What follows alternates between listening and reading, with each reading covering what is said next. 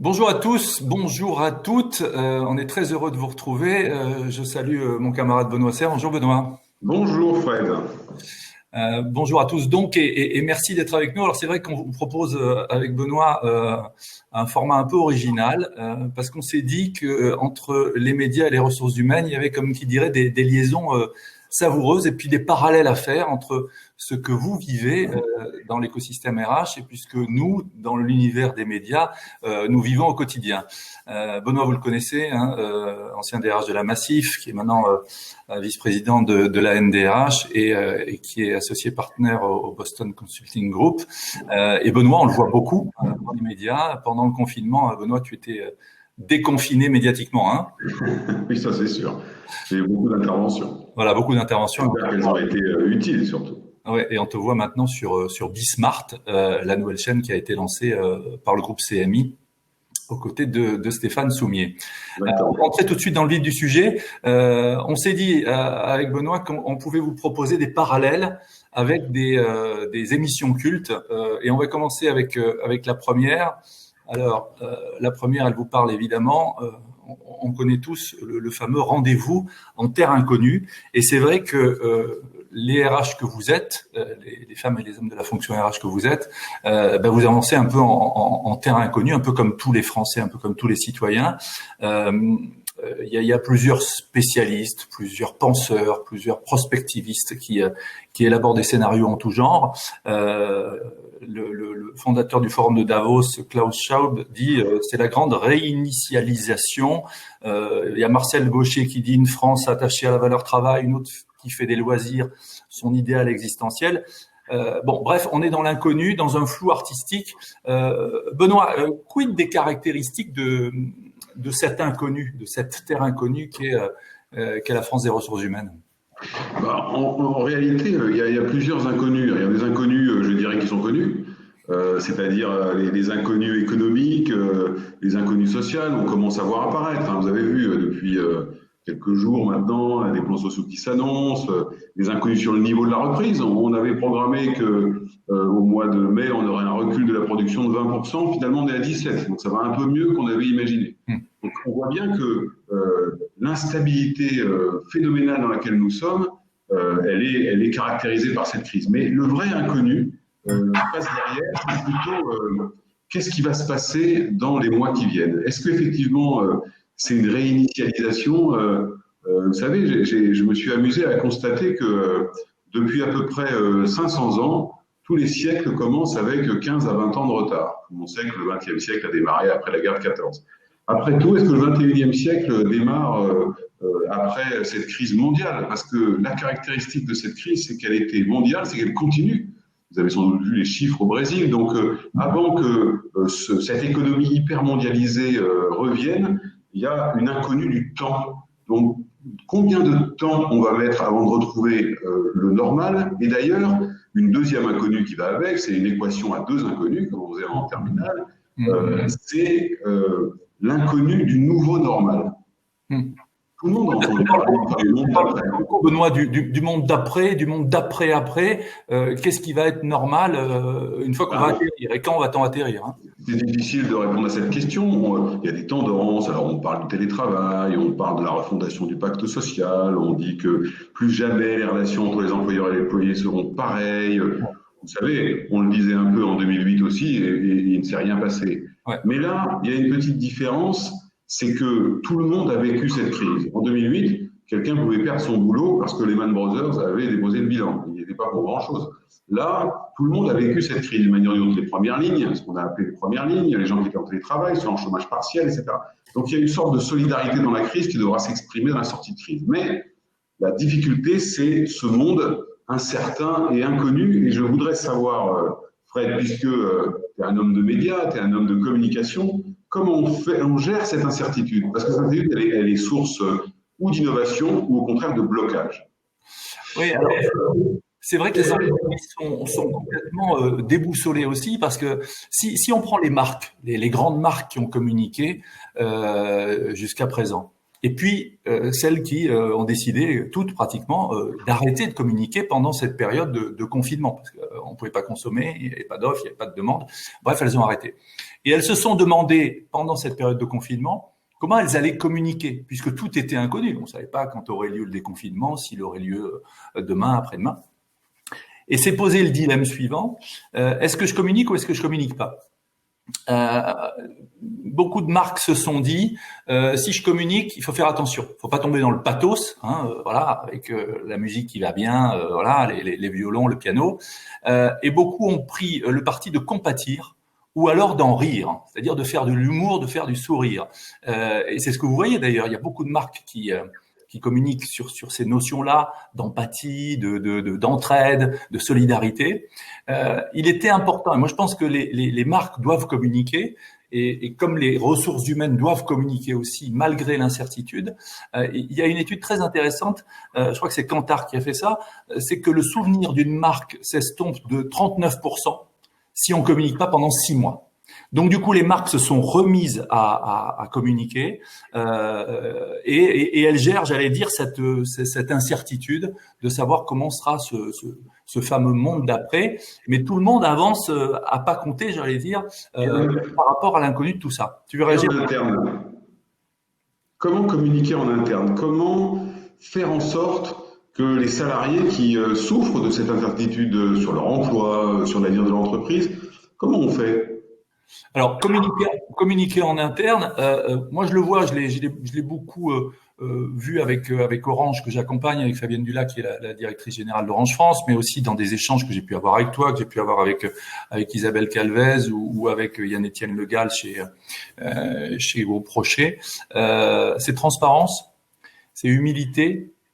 Et c'est ce fameux mode horizontal dont on parle beaucoup, c'est-à-dire que on échange, on partage, et il n'y a plus le lien hiérarchique. On y reviendra tout à l'heure quand on parlera évidemment de télétravail, de ces nouveaux modes, de ces nouveaux liens au travail. Mais plus que jamais, la communication doit être co-construite, et il ne faut pas qu'il y ait de décalage entre ce que vit le salarié, qui est aussi un citoyen, et ce que communique l'entreprise à l'extérieur. Parce que c'est souvent ce qu'il y a eu. On communique avec la raison d'être, avec des grands mots, des grands dessins, et puis ensuite ce que vit le salarié n'est pas du tout la même chose. Toi, tu l'as vécu aussi, Benoît. Ah bah oui, c'est sûr que en fait, ça dépend. Il y a des gens qui sont à l'aise en fait dans l'incertitude parce qu'ils se disent que ça crée des opportunités. Ouais. Il y a des gens qui sont pas à l'aise dans l'incertitude parce que ça les perturbe. Et le champ de perturbation, il a évoqué, et ça nous permet d'ailleurs peut-être d'évoquer un deuxième sujet qui va avec, cette espèce d'incertitude sur l'avenir du travail et donc de leur travail. Alors, on va continuer avec un autre grand rendez-vous médiatique après ce rendez-vous en terre inconnue. C'est Interville. Alors, on se souvient évidemment, Benoît, de ces fameuses vachettes, et puis Simone, et puis Guy Lux et Léon Zitrone. Plus sérieusement, on voit qu'avec le télétravail, des choses que moi, je vais citer le PDG de Primagaz avec qui je travaille, Mathieu Lassalle.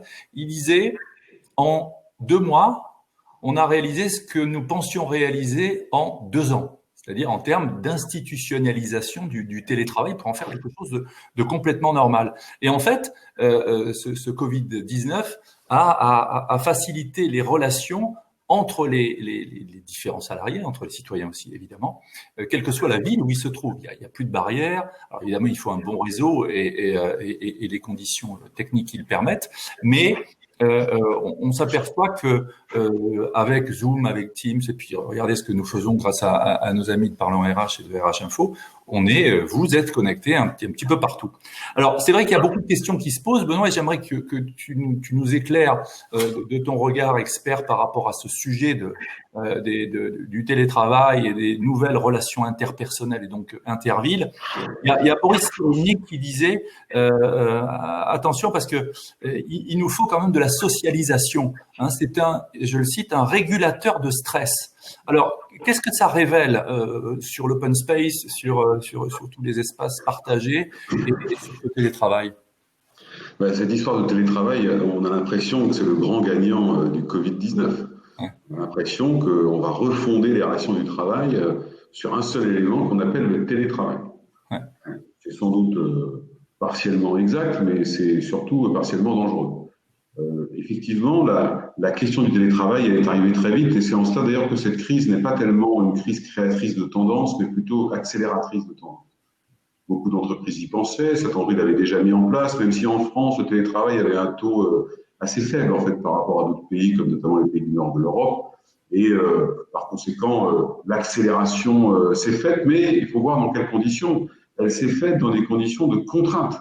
Les entreprises n'ont pas eu le choix. Maintenant, le défi à relever, c'est comment est-ce que je développe, je déploie, si je le souhaite, cette logique de télétravail, mais dans une logique volontariste et pas une logique de contrainte. On voit d'ailleurs que les discours commencent à évoluer un peu, parce que quand effectivement on parle de télétravail, on touche immédiatement au management, on l'a vu, hein. Jamais les soft skills des managers de proximité n'ont été aussi importants que pour maintenir le lien avec les gens qui étaient éclatés sur tout le territoire. On parle aussi d'espace de travail, parce que lorsque vous êtes 2 jours ou 3 jours par semaine en télétravail, forcément, votre relation à votre bureau change. Puisque on en parlera tout à l'heure. C'est vrai que l'espace de travail et l'espace perso, la relation change entre les deux.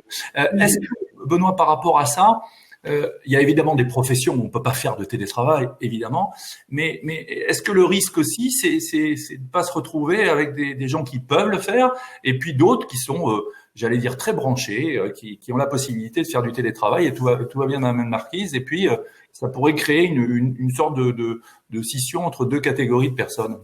Oui, c'est l'un des dangers qu'on peut observer et qui d'ailleurs est intégré par un certain nombre de grandes entreprises qui réfléchissent au télétravail, c'est-à-dire la création de nouvelles générations de col blanc et col bleu, c'est-à-dire ceux qui peuvent et ceux qui peuvent pas. Or, une entreprise, c'est une communauté humaine qui est fondée sur son projet, qui est fondée sur sa réussite, qui est fondée sur ses compétences, mais aussi c'est une communauté humaine qui est fondée sur l'équité de traitement, le fait d'être traité de la même manière, d'être respecté de la même manière. Donc la généralisation du télétravail aujourd'hui, même si elle est réclamée, il y a certains métiers qui n'auront jamais accès au télétravail. Donc, il va falloir restaurer l'équité. Alors à court terme, ça veut dire que si on développe le télétravail, on le fait au lieu dans une logique de qualité de vie au travail, eh bien, il ne faut pas oublier de voir comment on peut également améliorer la qualité de vie au travail de ceux qui n'ont pas accès au télétravail. Et puis, vous avez une autre caractéristique, c'est que jusqu'à maintenant, le télétravail tel qu'il s'est développé était surtout volontaire. Dans la démarche qu'on commence à voir ici ou là, c'est que ce serait un des modes de travail imposés. C'est ce qu'a fait Xavier Ferraud, c'est ça. Avec des fonctions qui sont par nature définies comme étant partiellement en télétravail. Donc, il y a des gens qui ont mal vécu le télétravail, même si le télétravail qu'on a connu pendant la crise n'est pas un télétravail comparable, parce que c'était un télétravail full-time, etc. Mais en attendant, attention à ce qu'on ne tombe pas dans une sorte d'élitisme. Autrement dit, l'encadrement, tous ces gens-là qui ne sont pas en première ligne, après tout, ces premières lignes qu'on a applaudi, les éboueurs, ceux qui remplissaient les rayons, tous ceux qui étaient présents sur le terrain pendant le confinement général, par définition, ils n'étaient pas en télétravail. Ça veut dire que cette première ligne dont on a décrété qu'ils étaient indispensables à la vie de la nation. Attention à ne pas avoir une approche élitiste, parce qu'aujourd'hui, quand vous regardez, on se rend compte que ceux qui s'expriment le plus favorablement au télétravail, ce sont les cadres, ce sont les cols blancs, parce qu'effectivement, et leur rémunération, et leur positionnement, et leur métier permet plus aisément de le faire. Donc, les entreprises doivent veiller à respecter l'équilibre entre les salariés. D'une certaine manière, cette crise, cet éclatement sur le territoire, cet éclatement des statuts, télétravail, pas télétravail, chômage partiel, pas chômage partiel, rebat profondément les relations entre l'employeur et l'employé. Et puis, dernier point, mais c'est plutôt toi l'expert, la question c'est comment on va faire si on a des gens qui ne sont pas là tout le temps, qui ne se voient pas tout le temps, qui ne s'intègrent pas tout le temps, comment on va faire pour maintenir ce lien entre eux et maintenir le lien avec l'entreprise. Parce que si on passe que 2 jours par semaine sur 5 dans une entreprise, le lien risque de se déliter. Donc la réponse de la communication et du management est essentielle pour maintenir un lien sans doute d'une autre forme. Alors justement, je rebondis sur ce que tu dis, Benoît, par rapport à cet autre lien. C'est vrai qu'il y a pas mal d'entreprises qui se sont dit, bon ben voilà, puisque le télétravail est le pis-aller, j'allais dire, et que pour l'instant on peut pas faire autrement, allons-y et communiquons comme ça. Et moi, je le vois, je citais Fabienne Dulac, la DG d'Orange France tout à l'heure. Eh bien, on organise avec elle des apéros connectés, hein, des apéros comme si le principe du télétravail, hein, voilà, à distance. Interville, comme on dit, et donc elle s'efforce de façon hebdomadaire de garder le lien avec les collaborateurs, mais elle peut pas le faire avec tous les collaborateurs. Donc du coup, après se pose la question, effectivement, comme tu disais, de comment communiquer avec le plus grand nombre. C'est aussi mettre en avant les personnes qui sont au front. Tu parlais tout à l'heure des éboueurs. Isabelle Calvez est bien placée avec ses équipes chez Suez. Chez Orange, ils ont institué les héros du réseau. C'est une mise en avant de toutes ces personnes qui elles sont pas en télétravail, avec lesquelles il faut garder le lien et à qui il faut montrer que il n'y a pas une entreprise à deux vitesses. C'est-à-dire ceux qui sont équipés avec tout ce qu'il faut pour faire du télétravail de par leur fonction aussi, et puis les autres qui se retrouvent en première ligne, comme tu disais. Tout à l'heure, je parlais du patron de Primagaz. Il y a Arthur Sadoun, le PDG de Publicis Group, qui dit on a réussi à faire ce changement en termes d'évolution des mœurs en lien avec le numérique en 8 semaines, alors que lui prévoyait de le faire en 8 années. Moi, je crois que il y a un parallèle intéressant à faire. Tu parlais de communication, tu parlais de lien tout à l'heure, tu parlais de comment on arrive à ce que le collectif soit toujours soudé alors que on n'est plus sous le même toit, même si on est dans la même entreprise, parce que certains sont à distance dans d'autres villes. Il y a un parallèle intéressant à faire avec mon métier, avec les métiers artistiques et des médias, c'est le parallèle avec la troupe de théâtre. La troupe de théâtre, c'est Jacques Weber qui dit ça très bien. En fait, c'est un peu le fameux mode projet. Tu sais, et vous qui nous regardez, vous connaissez évidemment.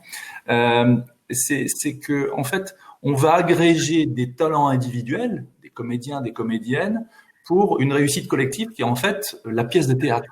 Donc, on va se retrouver tous ensemble. Mais qu'est-ce qui nous lie? Qu'est-ce qui fait que on avance dans une destination collective commune? C'est déjà le metteur en scène, c'est déjà l'intérêt de la pièce, hein, c'est-à-dire ce que nous jouons, la partition que nous jouons, et que les parallèles sont évidemment faciles avec le monde du travail. Quelle partition je joue? Quel sens je donne, moi, leader, à l'ensemble de cette troupe qui se retrouve là avec des aspirations peut-être différentes? Comment je les emmène? Même chose avec un film. Hein. On a le metteur en scène, mode projet. Donc du coup, je pense que ça tient beaucoup à la fois du leader, hein, c'est-à-dire celui qui incarne, hein, et puis ça tient aussi à qu'est-ce qu'on va faire ensemble? Quel est le sens? Comment on donne du sens? Et comment j'emmène et comment j'embarque tout le monde, encore plus maintenant, puisque certains sont à distance et qu'on se retrouve pas autour de la machine à café et dans ces temps hors de l'entreprise qui permettent de construire une histoire commune. Ton avis, Benoît? Je pense que d'abord, vous avez peut-être vu qu'aujourd'hui ou demain, le gouvernement, le ministère du Travail, va sortir un nouveau protocole visant à assouplir un peu les règles de distanciation sociale. Ça va être intéressant de voir les comportements. Est-ce que ça va? Ils le font pourquoi? Ils le font parce que l'affaire pandémique va nettement mieux, au moins en Europe, mais aussi parce que aujourd'hui, beaucoup d'entreprises, parmi ceux qui nous écoutent, qui doivent le vivre aussi, sont confrontés au fait que les gens ne veulent pas revenir. Et si les gens ne veulent pas revenir, du coup, les chefs d'entreprise s'interrogent sur mais qu'est-ce qui faisait le lien entre tous les salariés s'ils ne veulent pas revenir? Ce lien, il n'est pas uniquement celui du travail, il est aussi celui du sens, le sens au travail. Vous avez peut-être vu tous que certaines grandes entreprises comme la Maïf ou comme Danone ou comme Orange, encore récemment, ont mis en avant et enfin développé ou annoncé une raison d'être. Parce que si les gens ne sont plus là, si les gens sont explosés, si les gens ne peuvent plus se parler, il va bien falloir trouver un nouveau ciment. Et ce nouveau ciment, c'est le sens au travail, c'est la raison d'être, c'est qu'est-ce qu'on fait ensemble, c'est l'aventure collective et humaine que représente une entreprise. C'est un élément très important parce que, d'ailleurs, qui rejoint la fameuse loi Pacte, qui a été votée il y a plus de 12 mois et qui redéfinit le rôle de l'entreprise. Donc on voit bien qu'on était déjà dans une espèce de système. Vous savez, quand le fondateur de Danone, donc Antoine Riboud, il y a très très longtemps, avait dit je donne du sens et je veux l'équilibre entre l'économique et le social parce que je ne ferai jamais rêver personne avec un pot de yaourt. C'est exactement ce qui se passe. Donc, cet enjeu de la reconstitution des collectifs de travail, il peut se faire à distance, il se fera probablement à distance parce que le télétravail se développera. Donc, il faudra lui donner d'autres raisons que le fait de venir au bureau tous les jours. Et ce bureau, il va changer. Eh ben justement, on va en parler, Benoît, avec notre troisième parallèle, avec le monde des médias. Vous êtes dans nos liaisons savoureuses. Merci d'être là et de nous suivre, Benoît et moi-même, pour ces parallèles entre le monde des médias et le monde des RH. C'est le Loft. Alors le Loft, c'était il y a 20 ans. Évidemment, tout le monde s'en souvient, ce fameux Love Story, parce que en conséquence et en corollaire de ce qu'on disait sur Interville, c'est-à-dire ces nouvelles relations, ce que tu disais avec les relations à distance et le télétravail, c'est qu'il y a de nouvelles architectures de vie qui se sont créées, à la fois dans la vie personnelle évidemment, et puis dans la vie professionnelle aussi. Et puisque à vous écouter, à travailler avec vous au quotidien, je vois que vous parlez beaucoup de cette porosité, et puis je le vis aussi, entre la vie professionnelle et la vie privée, on voit que là, ça s'est accéléré. Alors, j'ai lisé un sondage qui est intéressant sur les nouveaux critères du logement idéal pour les Français. Pour 42% des Français, ils veulent un balcon, ils aimeraient avoir un espace calme, une cuisine vaste parce qu'ils sont pris au jeu de la cuisine, donc il y a pas mal de questions qui se posent.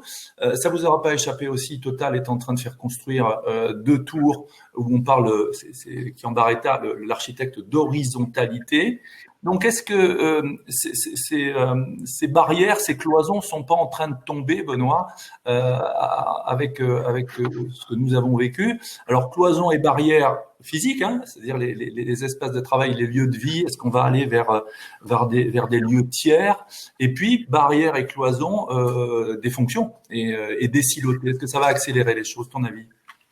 Alors déjà, il y a une première réflexion que je me suis fait depuis le début de cette crise, c'était que je trouvais que le terme que j'ai utilisé moi-même d'ailleurs, de distanciation sociale était terrifiant. En fait, il a fallu qu'on nous impose la distanciation physique pour découvrir la proximité virtuelle. C'est quand même paradoxal. Je crois qu'il y a des vraies proximités qui se sont créées à distance. Et ça renvoie à l'affaire des open space. Vous savez, dans beaucoup d'entreprises, je me souviens un jour, quelqu'un m'avait dit l'open space, c'est une idée de manager, c'est pas l'idée de manager. D'ailleurs, généralement, les managers d'open space se débrouillent pour pas être dedans. Mais bon, dans un bureau, pas toujours. L'open space, c'est de la fausse proximité. C'est pas vécu comme ça. C'est souvent pas vécu comme ça. Pas toujours, mais parce que dans l'open space, on a un peu le sentiment qu'un open space, en fait, c'est une somme de bureaux individuels dont on a enlevé les murs. Il est beaucoup interrogé aujourd'hui, cet open space. L'autre aspect, c'est que cette espèce de confusion entre l'espace privé et l'espace professionnel est très intéressant. Parce que vous avez des tas de gens qui, dans leurs réunions Zoom, Webex, pas toutes les marques de la Terre, ne mettaient pas la caméra.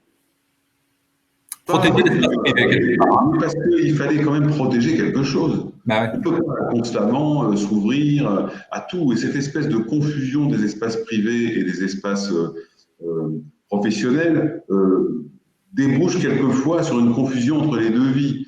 Et or, on a beaucoup travaillé depuis des années sur l'équilibre de vie privée professionnelle, la qualité de vie au travail. N'oublions pas quand même que le télétravail a d'abord été inventé comme un système de qualité de vie au travail. Donc, c'est quand même un élément à ne pas perdre de vue.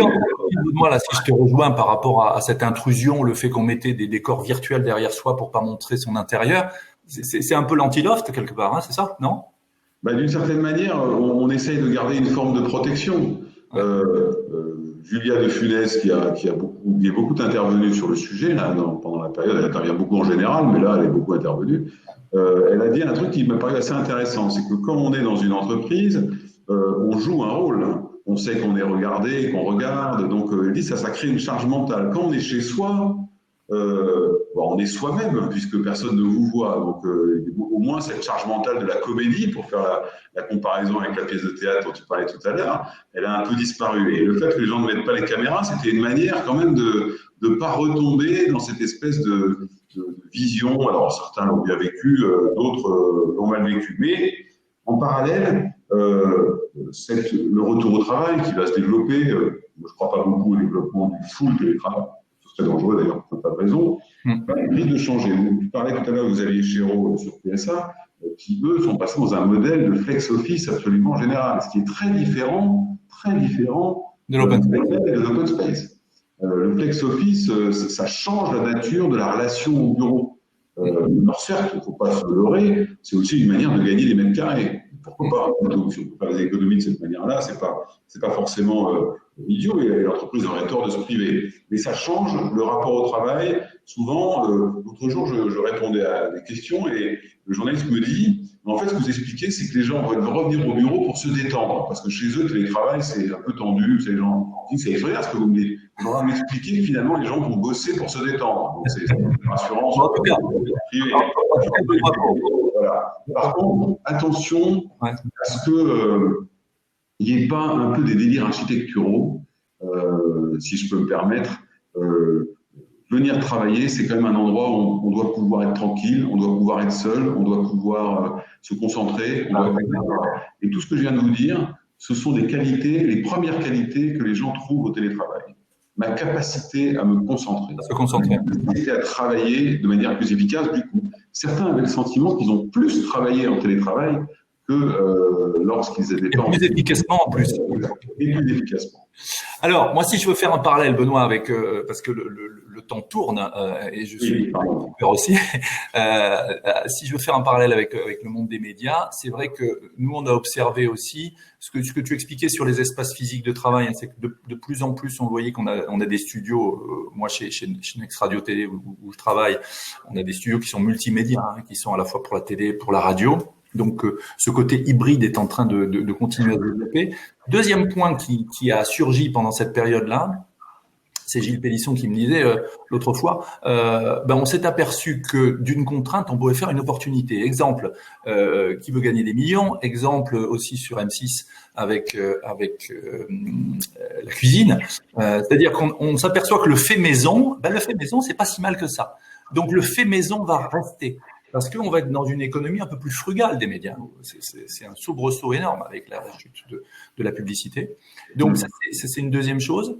C'est-à-dire qu'on va être dans des modes hybrides en studio, comme d'habitude, Plaine Saint-Denis ou ailleurs. Et puis, du fait, parce que les gens aiment bien, tiens, allez, je déclenche le Zoom et on y va. Et puis, troisième chose aussi, et c'est un parallèle avec le monde des ressources humaines, c'est qu'on se retrouve avec des réorganisations des rédactions. C'est-à-dire que jusqu'à présent, les rédactions étaient très silotées. Il y avait le service société, il y avait le service politique, voilà. Et maintenant, vont se créer des services transverses. Il va y avoir un service vie quotidienne qui va englober plusieurs choses. Il y aura un service aussi santé qui va embrasser plusieurs sujets aussi. Donc, on le voit, nous aussi dans les médias, ça a permis de faire bouger les choses. Autre émission emblématique, cette fois c'est de la radio. Alors ça peut être les auditeurs ont la parole pour RTL, voilà. C'est le téléphone sonne. On s'aperçoit que je lisais un sondage qu'il y a eu une augmentation des appels vers les plateformes d'assistance psychologique de près de 30% pendant la période et on considère en parallèle aussi que les entreprises sont meilleures que l'État pour soulager. Hein, c'est 65% des Français, c'est Odoxa qui dit ça. Alors, on parle beaucoup, Benoît, de l'entreprise Providence. Est-ce qu'il faut s'attendre à ce que j'appellerais les premiers de corvée versus les premiers de cordée, et de plus en plus d'appels et d'assistance nécessaires, et le RH, là, est en première ligne. Les gens qui nous écoutent le savent bien. Tout changement crée du stress. Et d'ailleurs, on interprète souvent mal ce stress en considérant que les gens ont des freins au changement. Non, ils n'ont pas des freins au changement. Ils ont des inquiétudes, ils ont besoin d'être rassurés. Et là, on a été quand même, dans cette période de crise, dans une situation terrible, parce que les gens cumulaient des inquiétudes sanitaires, des conditions de vie qui peuvent être difficiles quand vous êtes dans un petit appartement parisien avec 3 enfants, enfin bref, une fatigue, un sentiment d'isolement, ceux qui étaient en télétravail. Vous pouvez ajouter ceux qui sont en chômage partiel, ceux qui allaient bosser quelquefois avec la peur au ventre, parce que quand même, ce virus, là, le rôle des médias, pardon Fred, a joué, parce que quand on attendait à 7h45 le nombre de morts, c'est sûr que ce n'est pas des trucs super rassurants. Donc, il y a eu une sorte de stress qui s'est créé et d'inquiétude. On a vu apparaître très rapidement des RPS, alors que tout le monde pensait que le fait de travailler chez soi faisait disparaître immédiatement les RPS. Pas du tout. C'est des places nouvelles. Donc, beaucoup d'entreprises ont mis en place des numéros verts, des plateformes de soutien psychologique, ont mis en avant le management de proximité, ce qui, moi, me faisait plaisir, puisque tu te souviens, il y a encore quelques mois seulement, il y a quand même des théories de management qui expliquaient partout qu'il fallait supprimer les managers de proximité. Heureusement qu'on les avait pendant la crise, donc peut-être qu'on va reconsidérer. Alors j'ai vu qu'on était passé d'une forme d'entreprise à une nouvelle forme altruiste, c'est un autre concept marketing qui va sûrement faire des petits, mais en attendant, la question de l'accompagnement des gens, alors est-ce que c'est l'entreprise Providence? Non, je pense que c'est l'entreprise responsable. Ce que je veux dire par là, c'est que c'est même pas responsable au sens juridique. Une entreprise, c'est pour ça d'ailleurs que souvent, même il y a encore quelques mois, on me demandait si après tout les DRH allaient encore exister demain parce qu'il y avait l'intelligence artificielle. Je pense que plus personne ne se pose la question. Donc la dimension humaine. Donc les entreprises ont un espèce de rôle et un intérêt aussi à protéger leurs collaborateurs, parce qu'un collaborateur stressé, un collaborateur inquiet, un collaborateur en état de risque psychosociaux ou de risque squelettique, c'est aussi quelqu'un, ça va impacter sur sa productivité, sur tout ça. Donc, c'est plutôt la logique d'entreprise responsable qui se met en avance que l'entreprise Providence. Et puis, intéressant le sondage que tu as cité. Les Français, les salariés font plus confiance à l'entreprise qu'au pouvoir public. C'est une inversion de la tendance qu'on observe depuis 10 ans.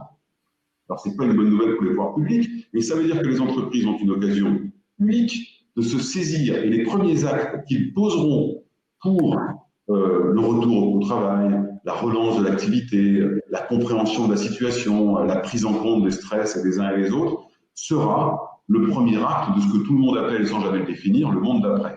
La manière dont les retours vont se faire, la manière dont l'entreprise va développer une attention, une bienveillance vis-à-vis de ses collaborateurs qui reviennent et qui ont vécu une crise comme eux, c'est ça le premier acte du monde d'après. Ce n'est pas des délires qu'on a entendus à droite à gauche. Si cet acte-là est mal posé, les tensions sociales qui existaient en France notamment avant la crise se renforceront. Et pour être tout à fait honnête, je suis un petit peu surpris de la vitesse à laquelle elles ont repris. On est un petit peu dans une situation, donc le rôle des entreprises à qui les salariés donnent un a priori de confiance pour repartir, il est absolument fondamental et évidemment, il est fondamental pour ceux qui sont à la manœuvre sur ce sujet depuis le début, c'est-à-dire la fonction RH.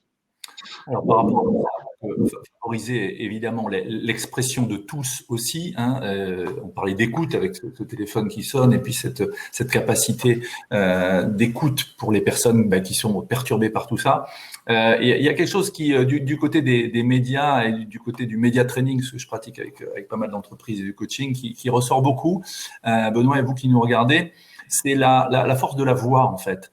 On s'aperçoit que comme on n'a plus eh bien le retour physique de personnes qui sont en face de soi, hein. Quand on est à distance, il y a cette fameuse caméra qu'il faut apprivoiser. Donc moi je coach justement des personnes pour leur apprendre à apprivoiser cette caméra qui est quand même un outil froid. Et on voit que la voix, le regard, les silences prennent tout leur sens pour que la portée de ce qu'on veut dire, des propos soit encore plus importante. On peut faire par exemple un exercice. Tiens, on va le faire avec toi, Benoît, avec vous.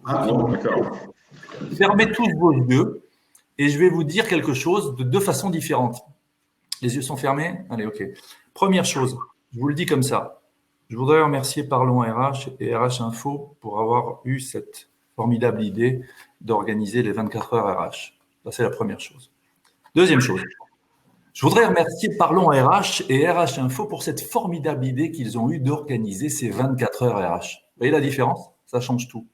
Donc, il y a aussi, dans le fond, mais aussi dans la forme, une façon de communiquer et de donner de la voix dans ces moments-là. Et c'est vrai que pour les ressources humaines aussi, et pour les dirigeants aussi, c'est une façon d'être encore plus entendus. On a évidemment une émission à laquelle je pouvais pas passer à côté de cette émission, c'est Faites entrer l'accusé. Hein. Vous avez vu ce qui se passe au niveau de l'État, qui est déjà accusé de ne pas avoir été à la hauteur pendant la période.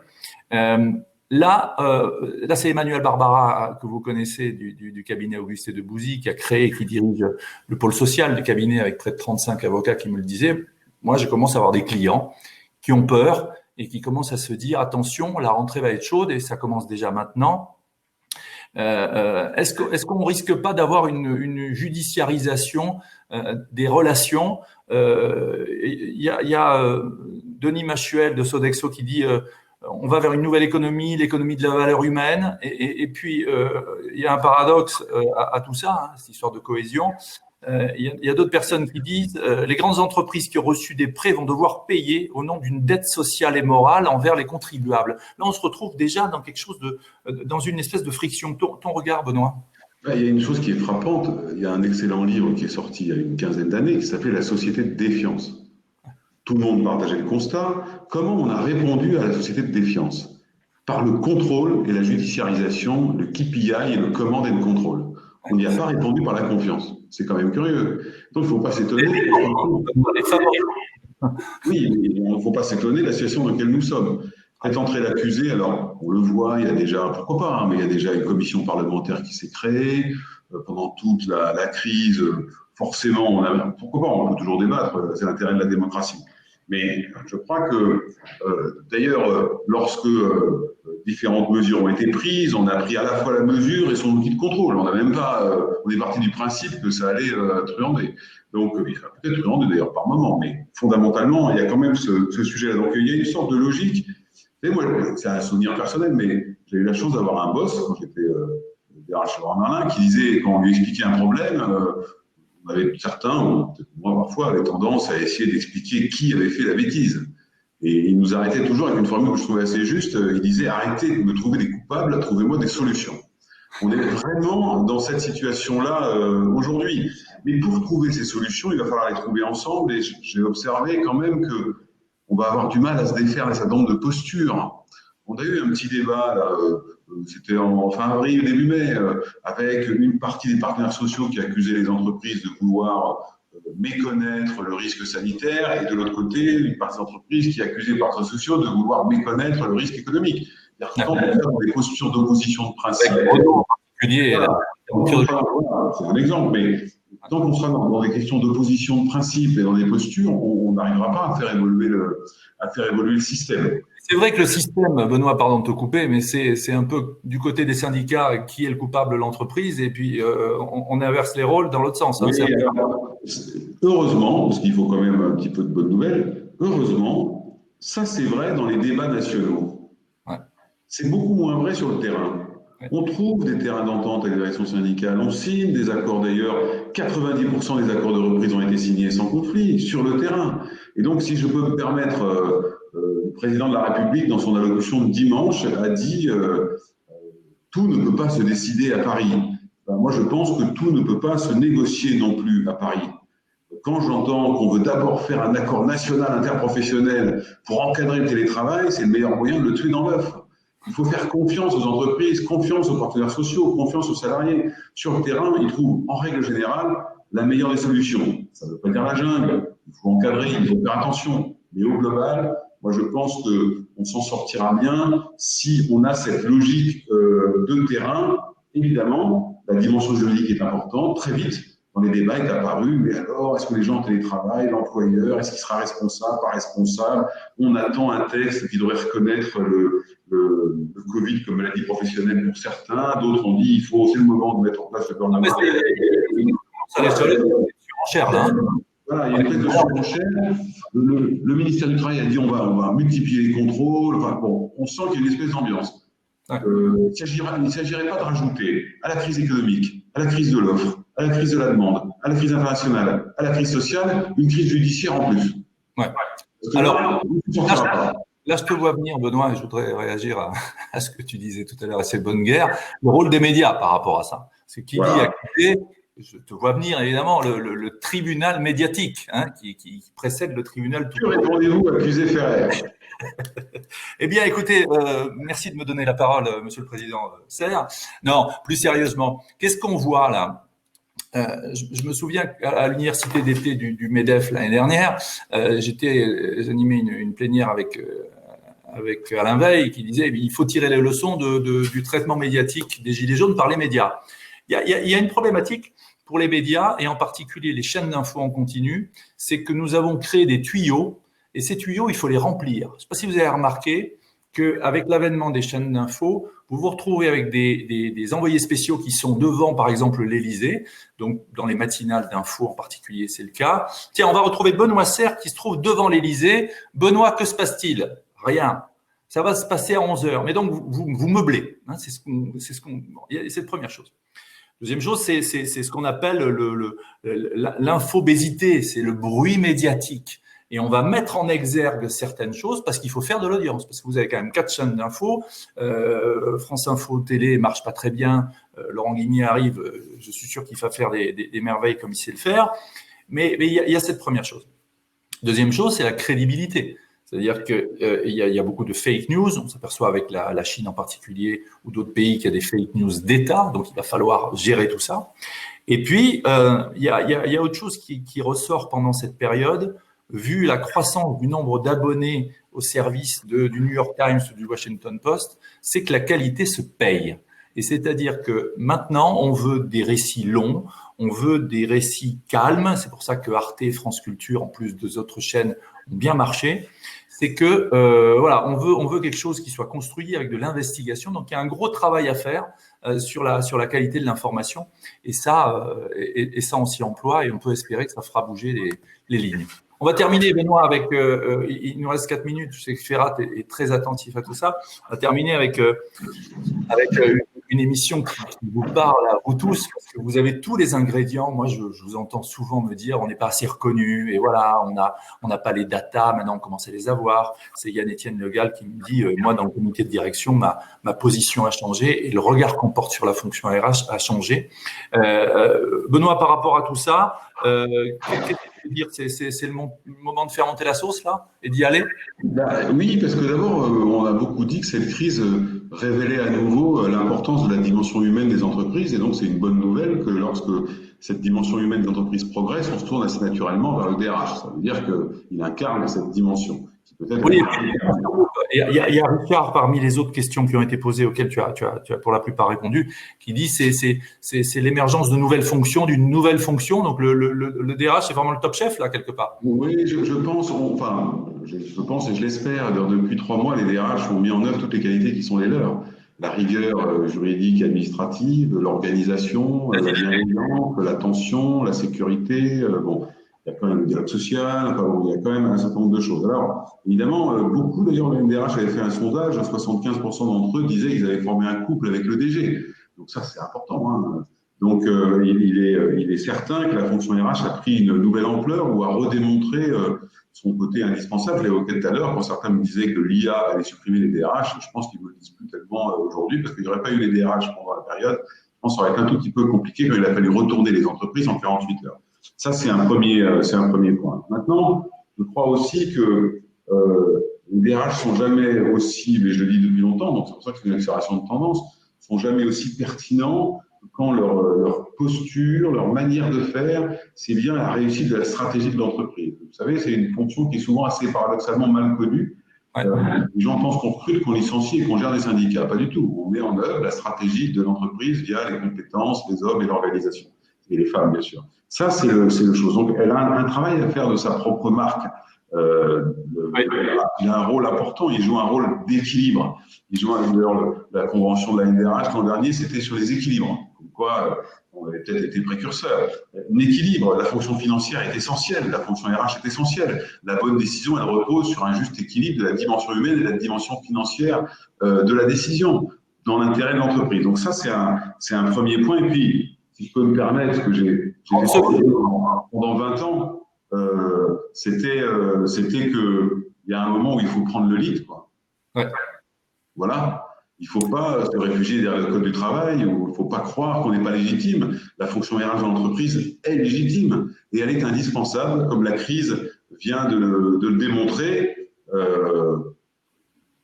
On est écouté lorsqu'on a la bonne posture et qu'on fait ressentir que sans la fonction RH, c'est quand même difficile de faire tourner une boîte. Et pour mini conclusion pour ma part, cette crise a révélé que quand les hommes et les femmes ne sont plus dans l'entreprise, quand ils sont chez eux ou ailleurs, les meilleurs outils, les outils digitaux du monde ne servent plus à rien. c'est plutôt une bonne nouvelle parce que j'entendais une petite musique depuis 2-3 ans qui faisait penser qu'on allait remplacer les hommes par les robots. Quand les hommes sont plus là ou les femmes, les robots sont moins utiles tout d'un coup. Voilà. C'est la digitalisation humaine qui arrive, enfin le 21e siècle.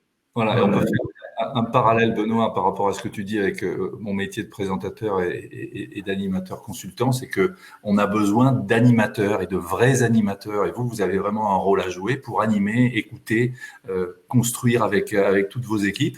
Et j'ai envie de dire, tu parlais de marque employeur, il y a une marque DRH. N'hésitez pas à marketer, à faire votre com. C'est vrai que tu parlais de la NDRH, elle fait beaucoup pour changer l'image. Mais je crois aussi, comme moi je le fais parce que j'ai évolué, voilà, on fait maintenant des formats hybrides, regardez, du présentiel, du distanciel. Il y a une vraie carte à jouer pour la fonction RH pour montrer que il n'y a pas que le marketing, il n'y a pas que la finance, mais il y a aussi, tu le disais tout à l'heure, pour la stratégie complète de l'entreprise, l'importance des femmes et des hommes de la fonction RH. Merci à toi, Benoît, d'avoir été là. C'était un plaisir. Beaucoup, merci à tous de nous avoir écoutés. Voilà. Et puis, je voudrais vous remercier à vous tous pour vos questions dont la plupart ont été répondues par Benoît via ses réponses. Et puis, merci à toutes les équipes de Thomas Chardin, Parlons RH, et puis RH Info. Je pense aussi à ADP, Thomas et Ferrat aussi pour les équipes. Merci à vous. Bonne continuation de ces 24 heures RH et une très bonne idée. À bientôt. Salut Benoît. À bientôt tous.